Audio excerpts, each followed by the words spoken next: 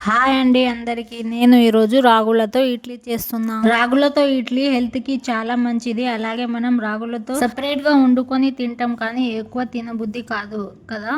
అందుకే మనం ఇలా ఇడ్లీ లాగా చేసుకొని లేకపోతే దోశ లాగా చేసుకొని తింటే హెల్త్‌కి మంచిది అండ్ టేస్ట్ కూడా చాలా బాగుంటుంది. అయితే ఇప్పుడు మనం ప్రాసెస్‌లోకి వెళ్ళిపోదాం. ముందుగా ఒక చిన్న గిన్నె తీసుకొని అందులో 2 గ్లాసుల ఇడ్లీ పిండి తీసుకుందాం. అలాగే ఇంకో గిన్నె తీసుకొని దానిలో ఒక గ్లాసు రాగులు అండ్ ఒక గ్లాసు మినపప్పు తీసుకుందాం. ఇప్పుడు వాటిని రెండింటిని కూడా 2-3 సార్లు కడిగి 2-4 గంటల వరకు నానబెట్టుకోవాలి. తర్వాత నానబెట్టుకున్న రాగులు అండ్ మినపప్పు రెండింటిని కలిపి మనం గ్రైండ్ చేసుకోవాలి. గ్రైండ్ చేసుకున్నాక మనం ముందు కడిగి పెట్టుకున్న ఇడ్లీ రవ్వని కూడా మిక్సీ పట్టుకున్న పిండిలో వేసుకొని 5-10 నిమిషాలు బాగా కలుపుకోవాలి చేతులతో. 10 నిమిషాల వరకు కలుపుకుంటే మనకి పిండి అనేది బాగా మార్నింగ్ వరకు ఉబ్బి మంచిగా పొంగుతుంది. కలుపుకున్నాక నైట్ మొత్తం దాన్ని మూత కప్పుకొని పక్కన పెట్టుకోవాలి. ఫ్రిడ్జ్ లో పెట్టకూడదు, ఎందుకంటే మనకి పిండి పొంగదు ఎక్కువ.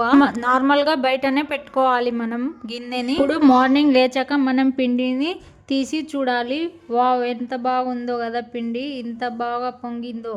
ఇలా ట్రై చేసి చూడండి మీరు కూడా, హెల్త్కి చాలా మంచిది. ఇప్పుడు మనం ఇడ్లీ కుక్కర్ తీసుకొని అందులో ఇడ్లీలు పెట్టుకొని 5-10 నిమిషాల వరకు బాగా ఉడకబెట్టుకోవాలి. ఇడ్లీ ప్యాన్లో వేసేటప్పుడు దానికి కొంచెం నూనె రాసి పెట్టుకోండి, ఎందుకంటే ఇడ్లీలు ప్యాన్కి అతుక్కోకుండా ఉంటాయి. అందుకే నూనె రాస్తే మనకు తీసేటప్పుడు తొందరగా వచ్చేస్తాయి. కొత్తగా ఇడ్లీ ఎవరైతే చేస్తున్నారో వాళ్ళు చూస్తే ఈ ఇడ్లీ కుక్కర్ ఉంటుంది కదా, దాంట్లో వాటర్ వేసుకొని అది ముందుగా ఉడకబెట్టుకోవాలి. వాటర్ ఉడికినాకనే తర్వాత మనం ఇడ్లీ వేసుకున్న ప్యాన్ని లోపల వేసుకొని మూత కప్పి ఒక 5-10 నిమిషాల వరకు ఉడకబెట్టుకొని చూడాలి. ఇప్పుడైతే నేను తీసి చూసిన ఇడ్లీలు అయితే ఎంత బాగా ఉడికినాయో కదా. ఇప్పుడు మనం ఇడ్లీలకి సాంబార్ చేసుకుందాం. నేను సాంబార్ పెసరపప్పుతో చేసుకుంటున్నాను.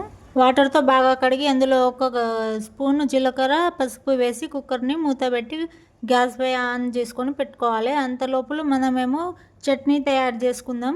పచ్చి కొబ్బరి చట్నీ అయితే చేసుకున్నాం. తర్వాత 2-3 విజిల్ వచ్చాక కుక్కర్ని కింద పెట్టుకొని దానికి తాలింపు వేసి సాంబార్ లాగా చేసుకుందాం. ముందుగా ఒక బొగాండి తీసుకొని అందులో తాలింపు దినుసులు వేసుకొని పచ్చిమిర్చి, ఉల్లిగడ్డలు, కరివేపాకు, కొత్తిమీర, పుదీనా అన్నీ వేసుకున్నాక మనం దోసకాయ ముక్కలను సన్నగా కట్ చేసినవి వేసుకొని క్యారెట్ ముక్కలు కూడా వేసుకొని బాగా ఫ్రై అవ్వనివ్వాలి. ఇవన్నీ ఫ్రై అయ్యాక మనం అందులోకి ఉప్పు, పసుపు, ధనియాల పౌడర్, కారం పొడి, సాంబార్ మసాలా వేసుకొని బాగా ఫ్రై చేసుకోవాలి. తర్వాత అందులోకి మనం ముందే పెట్టుకున్న చింతపండు రసంని వేసుకొని కొద్దిసేపు ఉడకబెట్టుకోవాలి. అది మొత్తం ఉడికినాక మనం పప్పునైతే వేసుకొని కొద్దిసేపు ఉడకబెట్టుకోవాలి. ఉడికినాక కొద్దిగా వాటర్ వేసుకోవాలి. సాంబార్ కొంచెం పలసగా ఉండాలంటే కొద్దిగా వాటర్ వేసుకొని వాటర్ని బాగా కలుపుకొని మనమైతే కొద్దిసేపు ఉడకబెట్టుకోవాలి. బాగా ఉడికినాక మనమైతే అందులో కొంచెం చిన్న సైజు బెల్లం తురుము వేసుకొని అందులోనే కొద్దిగా ఇంగువ పొడిని వేసుకొని 2-3 నిమిషాల వరకు ఉడకబెట్టుకొని పక్కన పెట్టుకోవాలి. లాస్ట్కి స్టవ్ ఆఫ్ చేసుకున్నాక కొంచెం కొత్తిమీర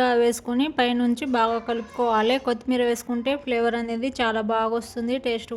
లాస్ట్కి టేస్ట్ కూడా చూసుకొని కొంచెం ఉప్పు కూడా వేసుకోండి. సాంబార్ అయితే రెడీ అయిపోయింది కదా. ఇప్పుడు పక్కన పెట్టుకొని మనము ముందే చట్నీ చేసుకున్నాం కదా, దానికి తాలింపు వేసుకుందాం. ముందుగా ఆయిల్ వేసుకొని అందులో అన్ని తాలింపు దినుసులు వేసుకొని చట్నీలోకి వేసుకుంటే మనకు ఇడ్లీలోకి టేస్ట్ అనేది చాలా బాగా వస్తుంది. మీరు కూడా ఇట్లా ట్రై చేసి చూడండి. సమ్మర్లో ఇలాంటి సలువ చేసే ఫుడ్ తీసుకుంటే మనకు హెల్త్కి కూడా చాలా మంచిది. మీరు కూడా ఇట్లా ట్రై చేయండి. రాగులు అండ్ పెసరపప్పు సాంబార్ చేసినాం కదా, ఇవి రెండు కూడా సలువ చేసే పదార్థాలు, సలువ చేసే ఫుడ్ కాబట్టి ఇవి ఇలా చేసుకొని తినండి. హెల్త్కి కూడా చాలా మంచిది. ఎక్కువ వేడి అనేది అవ్వదు మనకు.